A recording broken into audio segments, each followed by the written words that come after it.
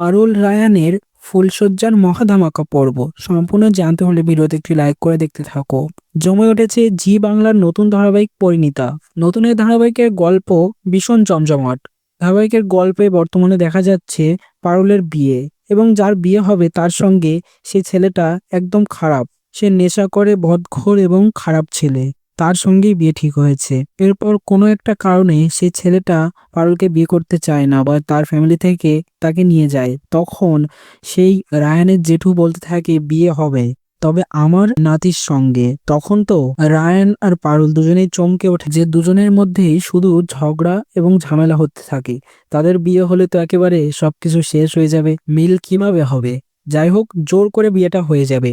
বিয়ের পর তো ফুলশয্যা, নিয়ম মাফিক ফুলশয্যার আয়োজন করা হবে এবং ঘরে ঢুকবে রায়ান এবং পারুল। তখন তো আরো বেশি ঝগড়া খুনসুটি লেগেই থাকবে, তার সঙ্গে কিছু কিছু থাকবে মিষ্টি মুহূর্ত। তো তোমরা রায়ান এবং পারুলের ফুলশয্যার পর্ব দেখার জন্য কতটা এক্সাইটেড তা অবশ্যই কমেন্টস করে এখনই আমাদের ইউটিউব চ্যানেলটা সাবস্ক্রাইব করে নাও। ধন্যবাদ।